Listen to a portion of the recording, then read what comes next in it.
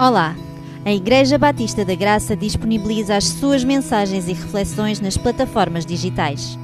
Se quiseres continuar a receber, podes acompanhar-nos no Spotify e YouTube. Deus abençoe.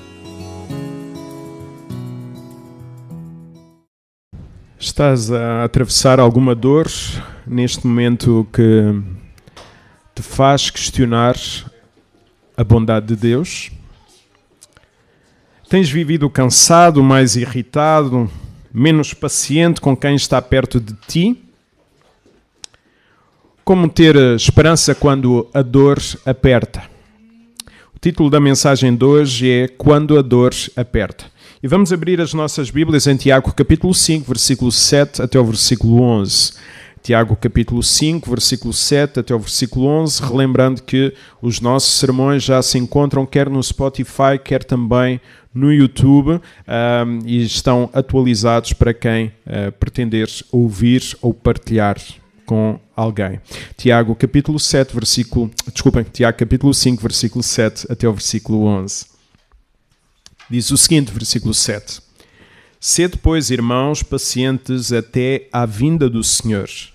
Eis que o lavrador aguarda com paciência o precioso fruto da terra, até receber as primeiras e as últimas chuvas.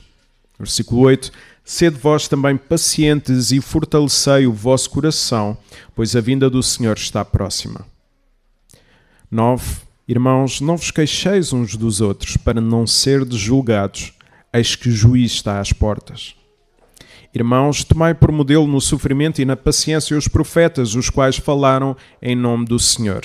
Versículo 11.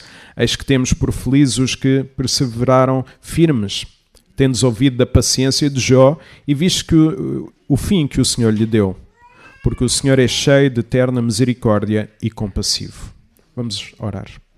Senhor, nós queremos pedir a Tua bênção para este culto, a pedir a Tua bênção para a pregação, que seja a Tua palavra a falar e a transformar as nossas vidas. É no nome de Jesus que nós oramos. Amém. Tiago escreve esta carta à igreja, a cristãos que estavam a sofrer um momento de forte desgaste. Cristãos que estavam espalhados a viver a sua fé no meio de pressão, injustiça e de muita frustração acumulada. Ao longo da carta ele mostra que a fé se vê no dia a dia, sobretudo quando a vida aperta. Neste capítulo 5, a tensão atinge o seu ponto mais alto.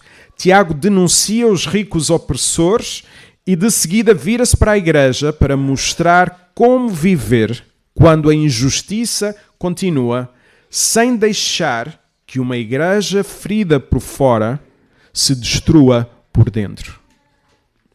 Por isso, vamos ver que quando a dor aperta, Deus continua a ser Deus. Isso mudará a forma como nós enfrentamos o sofrimento. Então, em primeiro lugar, nós vamos ver que a dor pede paciência. E vamos ver isso no versículo 7 e no versículo 8. Vamos ler novamente o versículo 7. Sede, pois, irmãos, pacientes até à vinda do Senhor. Eis que o lavrador aguarda, espera com paciência o precioso, a ideia de valioso fruto da terra, até receber as primeiras e as últimas chuvas. Logo no versículo 7 nós encontramos esta expressão, sede, pois, irmãos. Tiago confronta, corrige e exorta, sempre a partir da relação que tinha com eles. Ele está a falar para pessoas feridas, ele não estava a falar para pessoas estranhas. E aí ele mostra toda a sua empatia. Irmãos, um termo que é usado 15 vezes nesta carta. Tiago chama-os assim à paciência até à vinda do Senhor. Tenham paciência até quando o Senhor vier. E usa uma imagem que todos conheciam bem naquela altura. A imagem do agricultor. Naquele contexto, a agricultura era vital. Dela dependia o sustento praticamente de todas as famílias. O agricultor trabalha a terra, semeia e cuida. Depois disso, depois de fazer isso, há um tempo em que já não pode fazer mais nada. Esse tempo não está nas suas mãos, está nas mãos de Deus. É por isso que Tiago fala esperar com paciência. O agricultor faz a sua parte, mas há ali uma parte em que ele não faz mais nada. E de facto, esperar nunca é fácil. Só diz que é fácil esperar Quem nunca esperou de verdade? Perante injustiças reais, a resposta do povo de Deus não deveria, dessa forma, ser vingança nem justiça nas próprias mãos. Era esperar. Assim como o agricultor tem de esperar, nós também devemos esperar para que Deus faça a sua própria justiça, para que Deus venha também. Nem todas as injustiças vão desaparecer. Não é por teres fé que as injustiças vão desaparecer da tua vida. Não é por teres fé que a tua vida vai ficar em ordem.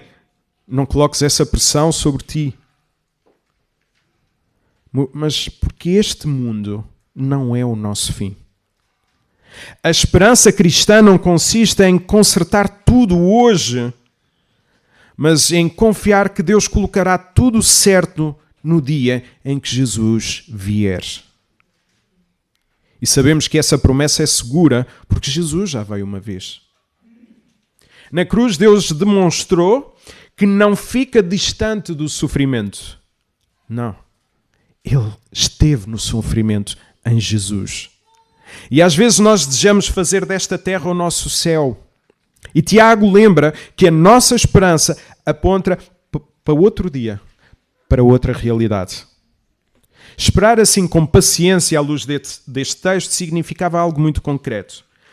Precisamos aprender a suportar pessoas difíceis.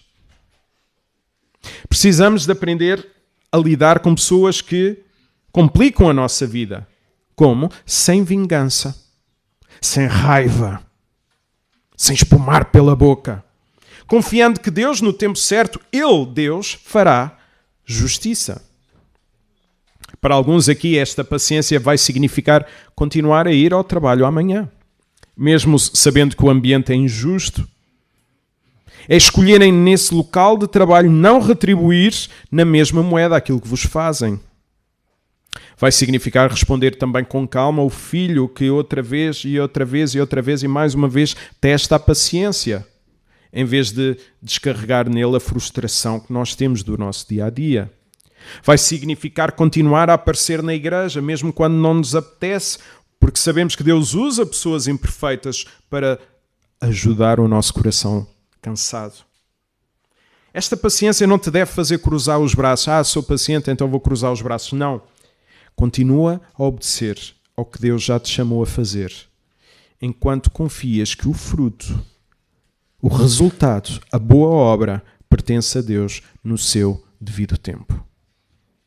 E quando esse tempo não chega, a maneira como reages à dor revela muito sobre o estado da tua fé.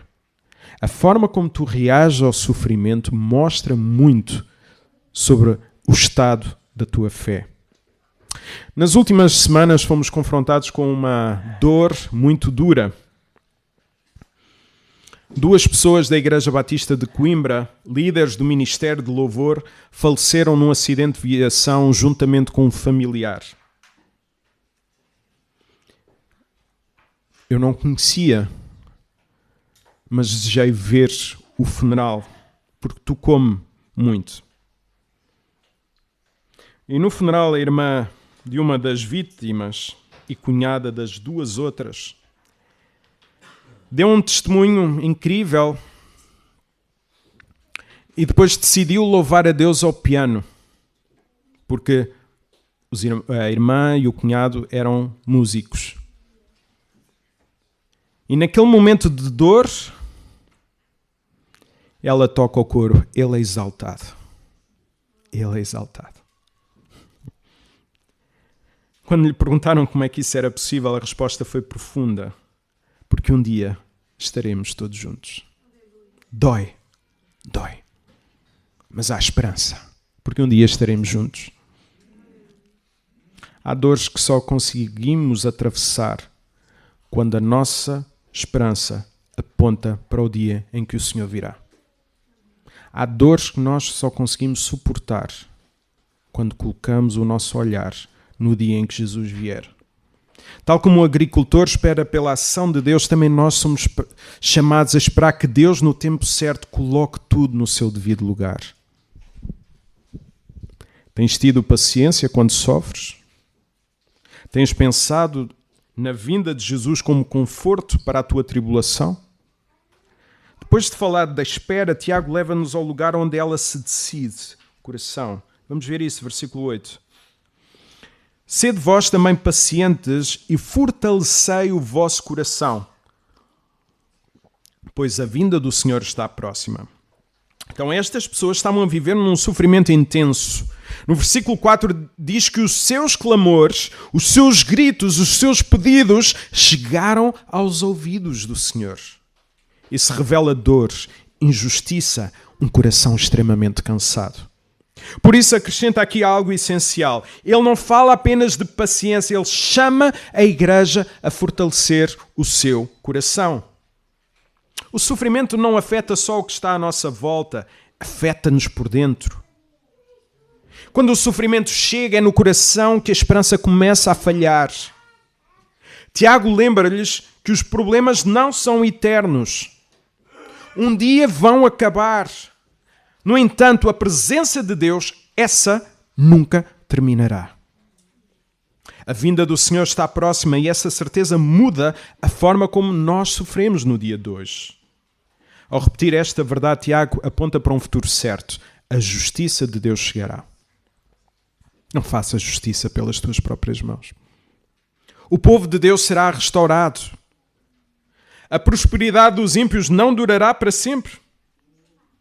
E esta esperança deve fortalecer o coração cansado. O coração também se fortalece quando sabemos que Deus não está contra nós no sofrimento. E sabem? Às vezes dou comigo a pensar que Deus está contra mim no sofrimento. Mas não. Ele está por nós, ao nosso lado.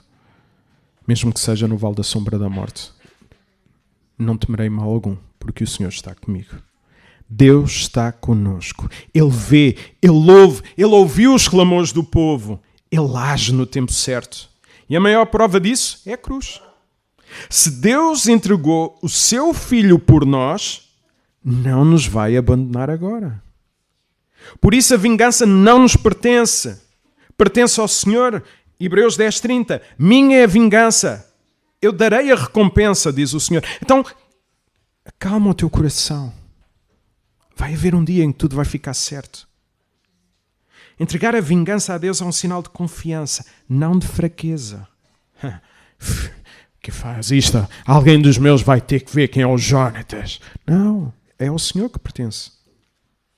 Por muito que eu quisesse fazer justiça própria. Um coração fortalecido não endurece, não explode, não desiste.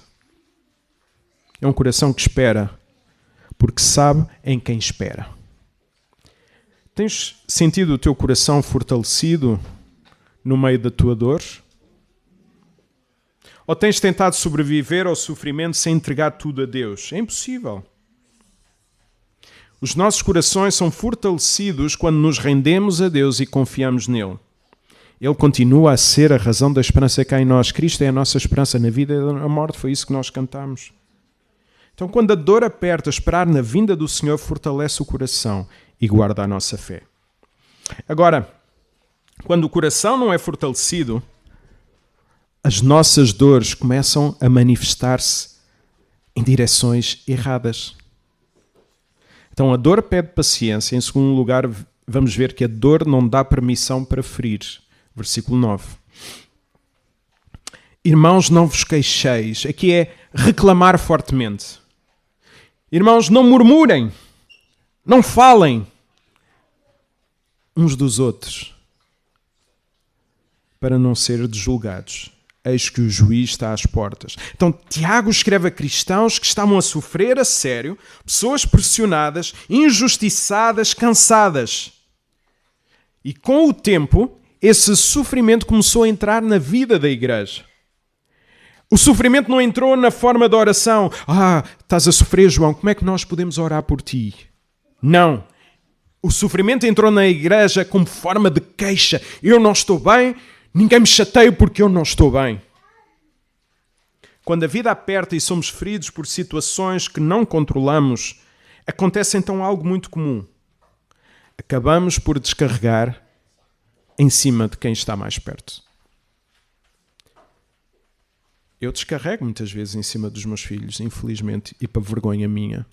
Quando eu lido com pressões enormes e eu às vezes tenho que mostrar um sorriso à Adriana quando ela me chateia, não é? Estou a brincar.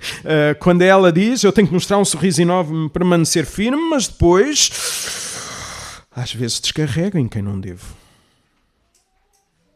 As pessoas que não são a causa da nossa dor tornam-se alvo da nossa irritação, da nossa murmuração. Isso acontece então quando nós ficamos mais ríspidos em casa, porque é o local onde não há máscaras, onde nós somos quem somos. Eu aqui na igreja tenho alguns filtros, às vezes perco-os, mas às vezes tenho filtros. Em casa não tenho filtros. Quando andamos de cara fechada na igreja, sem alegria de estar com os irmãos, quando começamos a ler nas entrelinhas tudo o que nos dizem, à procura de segundas intenções. Deixa eu ver o que a Arinda disse. Vou para casa pensar, mas aquelas palavras da Arinda quando disse pastor sénior, será que ela me estava a chamar idoso? Ou estava a perceber que há alguma responsabilidade? O que é que ela quis dizer com o pastor sénior? Se eu não estou bem, eu vou dizer mesmo à Arinda que era o meu mal e chamou-me velho. Quando falamos dos irmãos, em vez de falarmos com eles, em vez de eu procurar o Daniel e perceber o que o Daniel tem a dizer, em vez de fazer isso, vou falar do Daniel ao Gabriel. No meio disto tudo, a nossa dor importa. Deus leva a sério. Mas a forma como nós também tratamos os outros também importa. E Tiago não separa uma coisa da outra. A dor acumulada acaba por sair por algum lado. Normalmente, então, em palavras duras, impaciência e comentários que ferem. Isso tem consequências sérias na vida da igreja. Uma pessoa que vive a reclamar não pode crescer espiritualmente. Uma igreja onde a murmuração se torna normal deixa de ser um lugar seguro. E Tiago vai mais fundo. Ele diz-nos, reparem novamente no texto, ele lembra-nos que o juiz está às portas. Isto não é apenas uma nota pastoral, é uma afirmação escatológica. Isto é, o tempo é curto. Deus está prestes a agir. Quando murmuramos contra os irmãos, comportamos-nos como se o juízo nos pertencesse. Como se nós tivéssemos tempo, como se a vinda de Cristo não estivesse próxima. Toda a murmuração revela impaciência com as pessoas e esquecimento de Deus. A dor pode explicar o teu cansaço.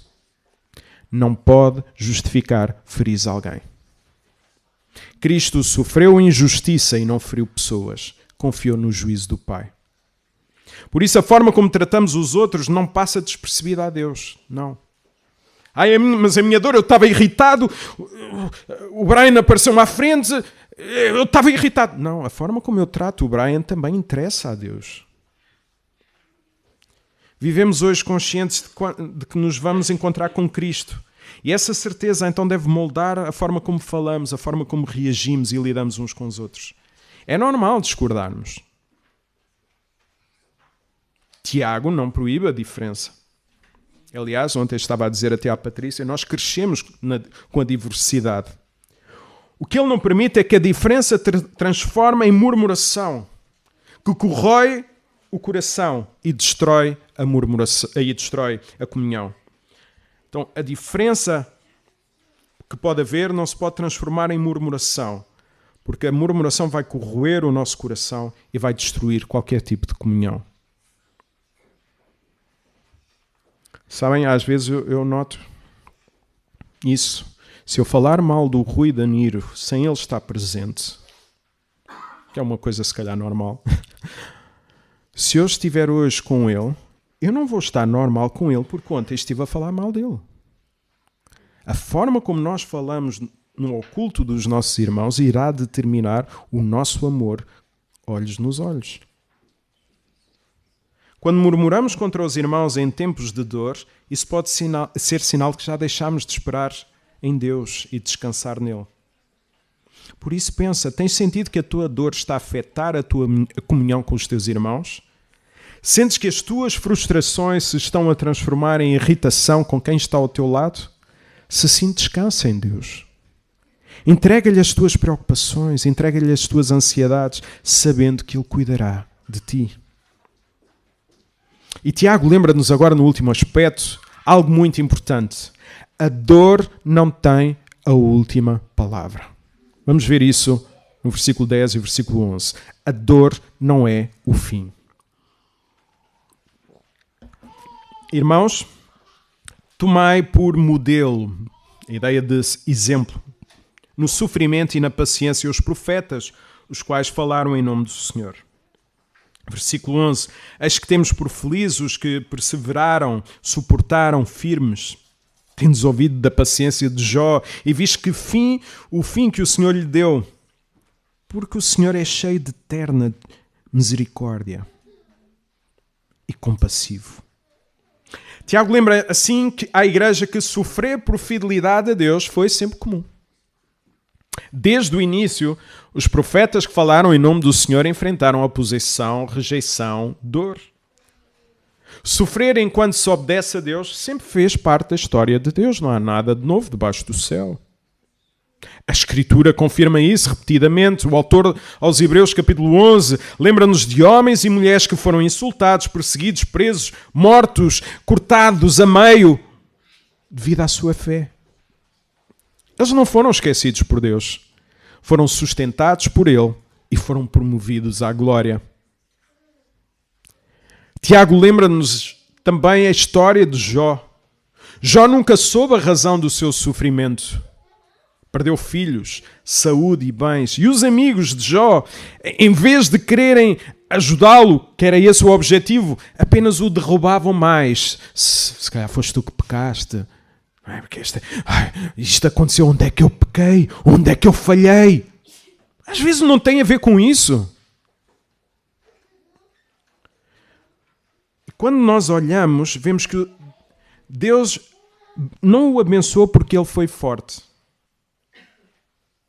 Deus abençoou porque isso faz parte do caráter do próprio Deus.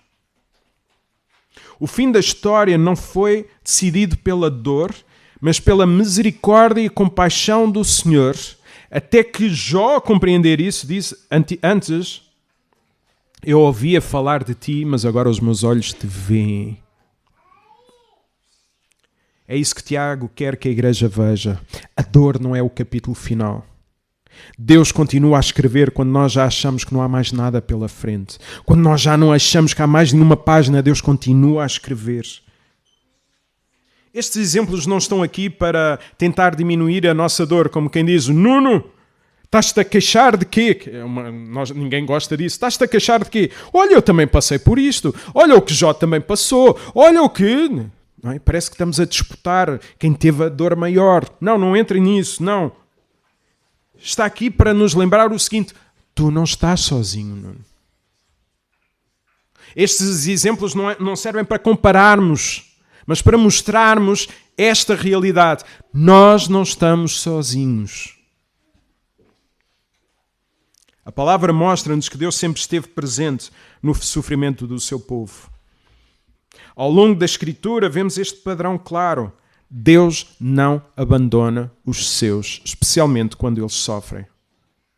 A dor pode virar a tua vida do avesso, mas há algo que nunca conseguirá fazer: tirar Deus da tua história. Ele sustém aqueles que permanecem firmes, mesmo quando tudo à nossa volta parece desabar. Por isso, quando a dor apertar, lembra-te que Jesus está contigo. Lembra-te que Jesus virá. Esta é a nossa esperança. O apóstolo Paulo, já perto da morte, escreveu que a coroa de justiça está preparada para todos os que amam a sua vinda, a vinda do Senhor. Temos nós amado mais este mundo ou temos mais amado a vinda de Jesus? Estamos nós mais à procura daquilo que este mundo nos pode oferecer ou estamos mais a viver como extraterrestres nesta terra, porque nós não somos daqui? Nós somos forasteiros. Há um hino que diz: nós somos forasteiros, e de facto somos. Eu posso não conhecer todas as tuas lutas. desemprego, doença, um filho afastado da fé, problemas de casamento, contas por pagar, seja o que for. Contudo, eu quero dizer-te a coisa mais importante que eu sei. Deus continua a cuidar de ti quando a dor aperta. E sabemos disto porque Deus não ficou distante do sofrimento.